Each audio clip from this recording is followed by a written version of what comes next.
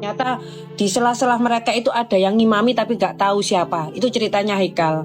Saya terenyuh dengan ceritanya Haikal. Ya, Haikal itu mau tak takoki Haikal. Saiki apa sih mbok rasakno? Wetenge loro. Terus saya mau minum. Ada botol-botol. Di sampingnya teman saya yang meninggal.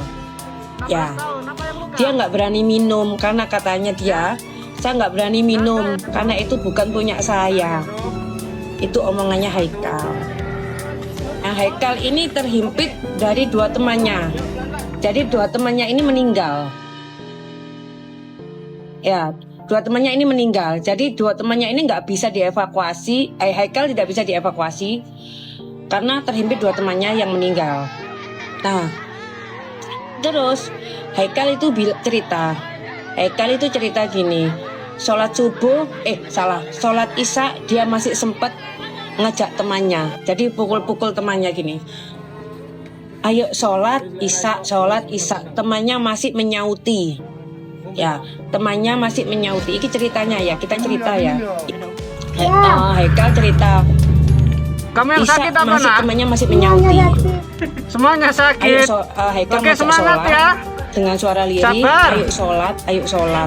Siapa yang mengimami? Ternyata di sela-sela mereka itu ada yang ngimami tapi gak tahu siapa. Itu ceritanya Haikal.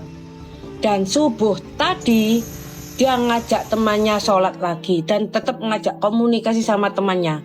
Subuh tadi temannya yang di sebelahnya itu dipukul sama Haikal, ditepuk-tepuk gini.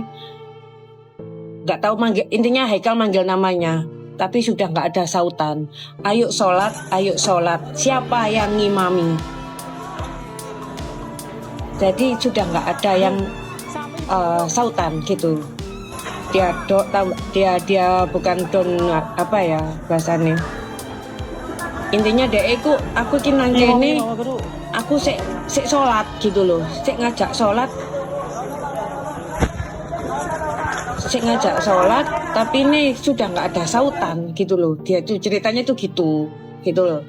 Itu adalah rekaman singkat seorang ibu yang menceritakan kembali kepada kita cerita dari salah satu korban yang berhasil selamat bernama Haikal, santri muda yang terjebak terhimpit di antara dua temannya yang sudah tidak bernyawa.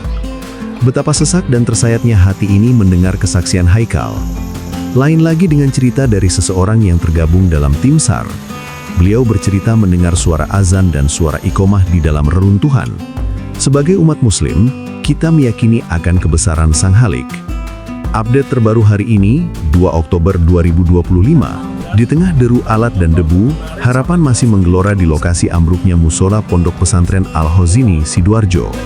Tim SAR mengabarkan, dari total sekitar 60 santri yang tertimbun, 59 masih belum ditemukan, dan korban meninggal dunia sudah naik menjadi 5 hingga 6 orang menurut beberapa instansi. Reuters, 2 Oktober. Apa yang sedang terjadi sekarang? Bagaimana operasi penyelamatan berlangsung dan bagaimana reaksi masyarakat serta pemimpin bangsa? Simak liputan mendalam berikut ini. Menurut Reuters, 2 Oktober 2025, tim penyelamat di Sidoarjo menyebut bahwa dari daftar absen santri dan laporan keluarga, 59 santri masih belum ditemukan di bawah reruntuhan. Jumlah korban tewas telah dikonfirmasi mencapai 5 orang, meskipun ada versi instansi yang menyebut 6 orang. Tim SAR mencari tanda kehidupan dengan memanggil nama-nama secara bergilir, Reuters. Laporan AP News memperkuat detail bahwa rescuers menggunakan teknik manual, yaitu mencongkel reruntuhan secara hati-hati, karena penggunaan alat berat dianggap terlalu riskan. Sebanyak 5 santri berhasil diselamatkan hidup, beberapa dalam kondisi stabil, beberapa lainnya kritis. AP News. Detik.com melaporkan update khusus dari BNPB. Sebanyak 5 korban selamat telah dievakuasi, namun 1 dari mereka kritis dan 59 masih terjebak. Sementara itu, korban meninggal resmi menurut BNPB adalah 5 orang. Detik News. Antara juga menyebut bahwa pemerintah pusat melalui Menteri Sosial Saifullah Yusuf akan menyediakan bantuan logistik, makanan, selimut, tenda, pakaian, serta dukungan psikososial bagi keluarga korban. Antara News.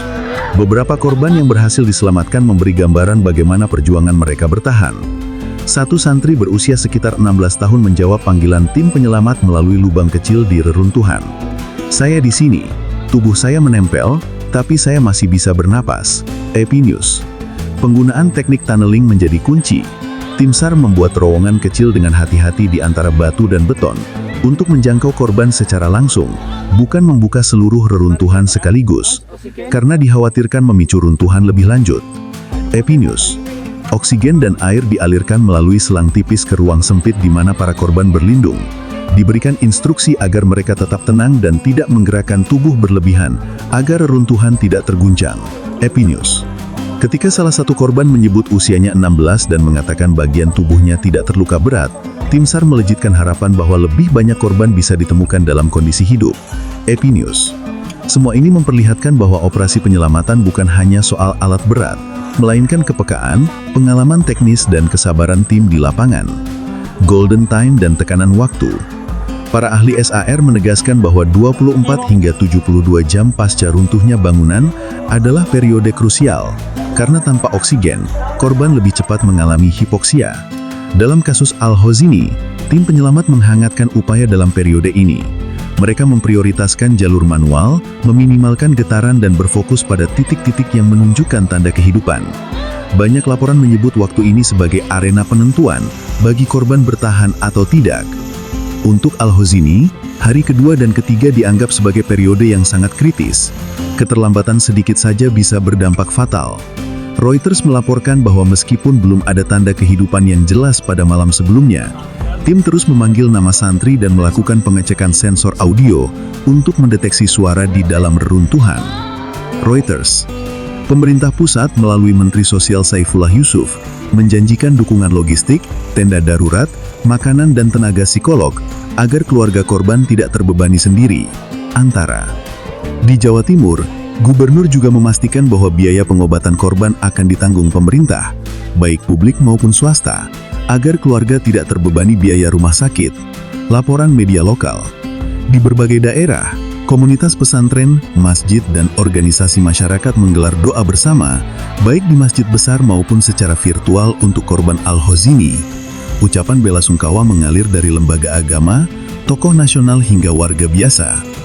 Beberapa organisasi menyebut tragedi ini sebagai peringatan bahwa pembangunan institusi keagamaan tidak boleh abai terhadap standar konstruksi dan pengawasan teknis.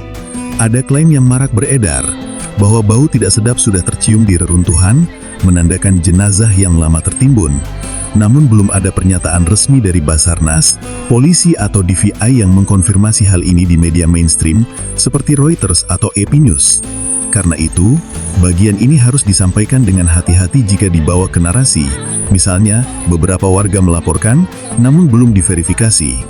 Catatan penting, angka-angka korban, nama-nama yang diselamatkan dan status korban masih bersifat sementara dan dapat berubah seiring perkembangan lapangan. Hari ini, 2 Oktober 2025, kita menyaksikan perjuangan kemanusiaan di atas reruntuhan beton. Manusia berusaha menggali harapan. Semoga tim penyelamat segera menemukan santri yang masih terjebak dengan selamat. Semoga keluarga yang ditinggalkan diberi kekuatan. Kita harus menjadikan tragedi ini pelajaran bahwa setiap pembangunan, utamanya fasilitas pendidikan dan ibadah, harus memperhatikan standar keselamatan, pengawasan teknis dan keterbukaan publik. Jangan sampai mimpi belajar dan ibadah berubah menjadi derita tanpa batas.